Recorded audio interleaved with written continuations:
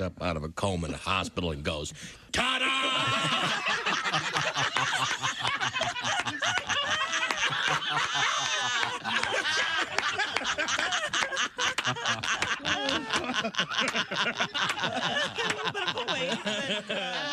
Can I just say that I really love doing this program? Oh, thank you. You know, as a this is like such a fun. It's actually entertaining and fun to do it. You know, and as a comedian, you do a lot of shows, and you know, like I did a radio program a few weeks ago, and they introduced me as the bad boy of comedy. Mm-hmm. I never said I was the bad boy of anything, nor do I want to be introduced as such. Mm-hmm. Where'd they get Only in comedy do you ever hear that. You never hear that in other professions. You never hear, he's the bad boy of gynecology. See the guy putting on his gloves with the fingers cut off? Had his finger in a dike. Hey, guy, it's Kid Tarmac. You're listening to Bob and Tom 24/7. Take that to the bank. Hey, welcome back to the Bob and Tom Show. Christy Lee at the news desk. Hello. There's Pat Godwin in the performance room. Hey. There's Jess Hooker. She joins us today. Hello. Josh Arnold under the weather. There's Ace Cosby. Hey. There's Willie Griswold. Good morning. I'm Chick McGee, and here's Tom Griswold. Thank you very much. I was, are we ready? Oh, we're going to hook up with a comedian, longtime friend of the show, Dan Cummins. There he is. What a jerk. Look at that guy. Look at that handsome face. And what does your T-shirt say? Caffeinate Mars? Oh, yeah. Just random coffee shirt, Black Rifle. Oh, well, that's great. A long time no see, Dan. How are you, sir? I'm good. Sorry I couldn't be there, but it's good to see your face virtually at least. Yeah, you too. We've known Dan since the club days. And since Cobb Dog. Since Cobb Dog, yes. Yep. Pro on bass, Dan on guitar. It's, 2 or 3 years ago now? Yeah. Are you pumping iron now, by the way? I have been lifting some weights. Yeah. And you have the arms of the illustrated man. Yeah. Oh, hey. Yeah, my mom hates them, but here they are. Now, does anybody like them? I mean, do you have Does anybody like that? You remember Tom, Dan? Of course. I do. This is great. This tracks. I mean, Well, and just say you have a cool tattoo sleeve. Don't Tom. reference a series of Ray Bradbury short stories. How uncool are you? the illustrated man. I mean, okay, may I ask, on your left bicep, Yeah. there I can see the face. Go the other way. Go point down, please. Left. That's your left. Now flip it over. Other Flip it side. over. No. There you go. There's the face there on the. What is that? On the other side of your... Other arm, Dan. Oh, over here. No, Up. Above the elbow. This is a rough one. There is some stories here. This is a Rage Against the Machine quote that fear is your only god, and this is an angry priest here. But let me get the angle right. But the guy did the is your only very small and fear and God very big. So most people just see fear God, and I live in a fundamentalist area. And a lot of people like it, actually, because they think it's not the same as what I intended. Okay. They think I am a fire and brimstone, fear God, respect him kind of guy. And I had an old lady at Starbucks the other day compliment that one specifically. She's like, I like that. God bless. Oh, That's sweet. That's right. Now, if you get when you get tattoos on your biceps and you start lifting weights, do they kind of stretch out like this, or? I don't know that I'll be able to get my biceps that big. I mean, I guess They're pretty big could. now. I mean, Yeah, I guess. Yeah, you know what? They're comedy big. I'm comic huge. Now Dan is out on tour, and a whole bunch of stops coming up, including Pontiac, Michigan at the Flag Star, the Old National Center in Indy Saturday, March 11th, the Fillmore in Philadelphia, the Agora Theater. Oh, that's going to be great in Cleveland coming up April 7th and April 8th in Columbus, Ohio at the Joanne Davidson Theater. Tell us about your live show now. Is it pure stand-up? Yeah, it is. It is. Still pure stand-up. Stories.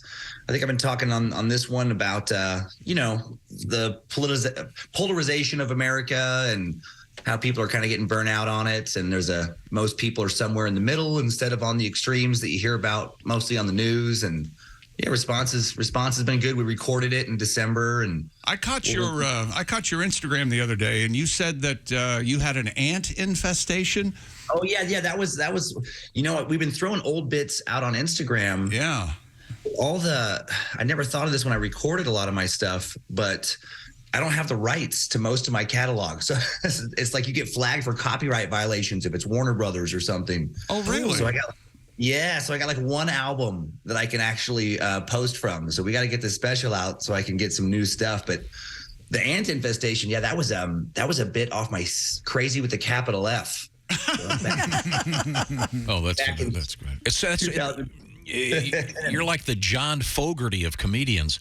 There was a period of time where Fogerty couldn't do his own songs, then he got sued for copying himself, allegedly. Oh my gosh! Which he did okay there. Oh, yeah, that is weird. Yeah, he did all right. He did all right in the end. Yeah, well, yeah, and he got the rights back. Thank God. Am I correct in saying? I'm trying to remember this.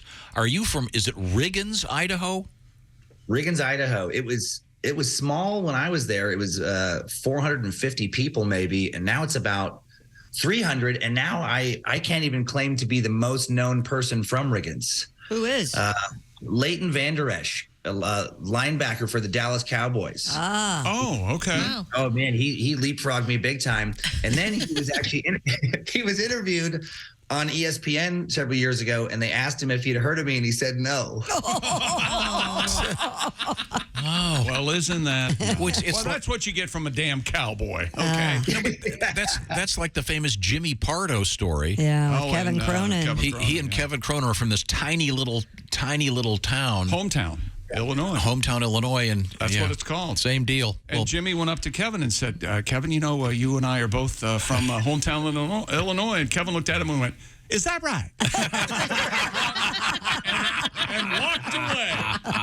That is, yeah. Our guest is comedian Dan Cummins, and once again, Dan on tour.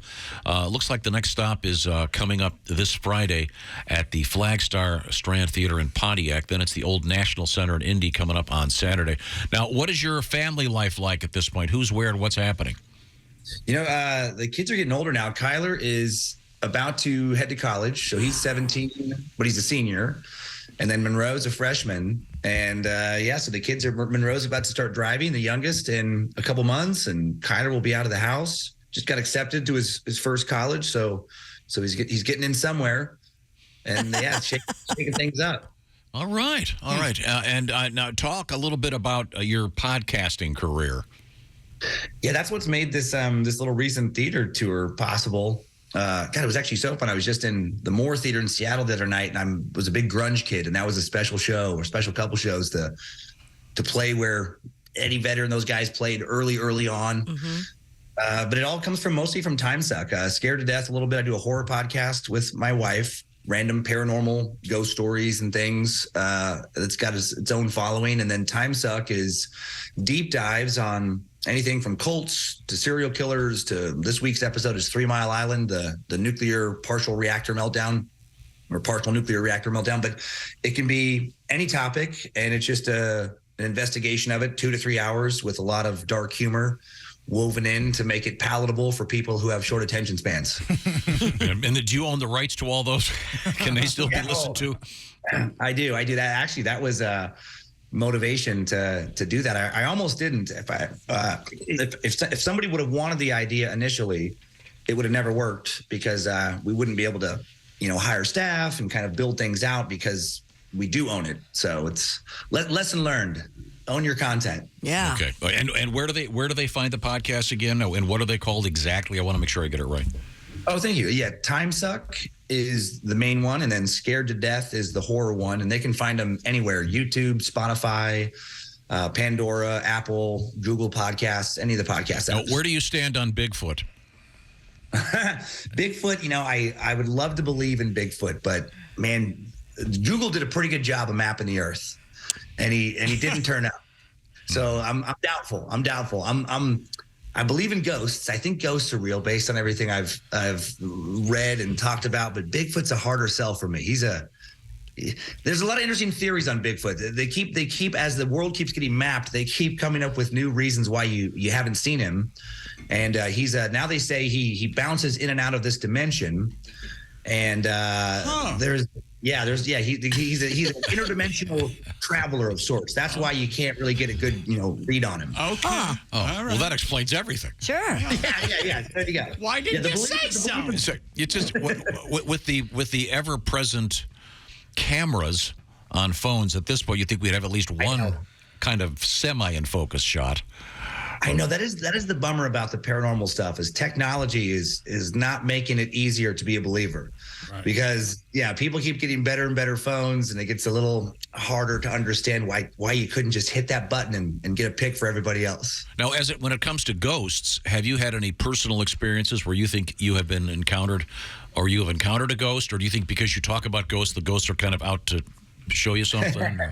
The only weird thing I had that it's not an amazing, powerful horror movie story, but I was at the Rainbow Room in LA 4 or 5 years ago. It's where Lemmy from Motorhead would hang out, like that kind of a famous little rock room, I guess. Mm-hmm. That's now basically like an Italian restaurant. Mm-hmm. And I was downstairs. It was quiet when I was there. I was downstairs with my wife. Went up to use the bathroom, which is on the second floor. Nobody else was there. Went in. It's a small men's room. There was just I think two urinals, one stall. Nobody else is in the room. I walk in, and as I'm using the urinal, I hear the sink, is on now, and it's on full blast, and it's so hot that steam is coming out. And I thought that was weird because I'm kind of anal retentive that way. I would have turned the water off had that been on when I walked in. That's what I think in my head. So I'm like, well, that's weird. So then I turned it off, and I'm like, man, that was really hot. And I also thought in my head, it seems like they could get sued for having their water that hot. So turn it off, get downstairs. Felt kind of weird in the room too, kind of creeped me out. So I asked the waitress, I was like, excuse me, I've never asked anybody this in my life before, but is this place haunted? And she goes, oh yeah. She's like, we have story after story. And then I go, well, I was just upstairs in the men's room. And then she said, and the hot water turned on by itself. And that creeped me out. That gave me the. How would you know that? So clearly that happens a lot. And I was trying to think like, oh, could it be a plumbing thing? But I've never heard of that. My dad worked construction his whole life. Like, how would you from downstairs turn the hot water? Why would you do that? I don't know. It's just a weird little moment that I can't explain rationally. Yeah, and the Rainbow Room, that upstairs, is notorious for having all the parties and all the bad stuff went on up there. Oh. So that could vary. I believe that. I believe there are ghosts up there. I've been there. It's kind of creepy anyway. The ghost of Jim Morrison's vomit. Yeah, exactly. Dan Cummins is our guest.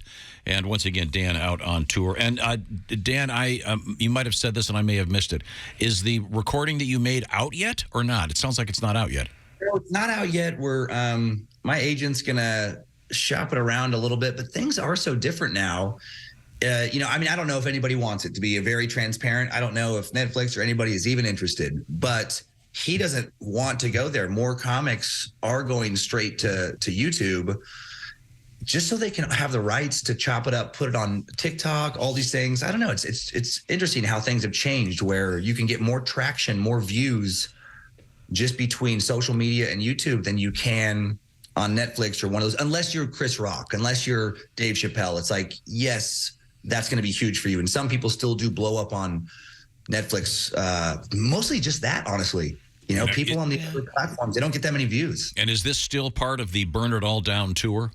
Yeah. We did a 4-month theater tour to hopefully set up a full year theater tour next year. And I hear that's going to happen. So that's going to be fun. And then I'll be going back to the clubs in May. Actually, I'll be in Bloomington in May, I think. Cool. To start quickly working on new material. I'm sure in a panicked state to try to get a new hour as fast as I can. And then before we go, explain the title.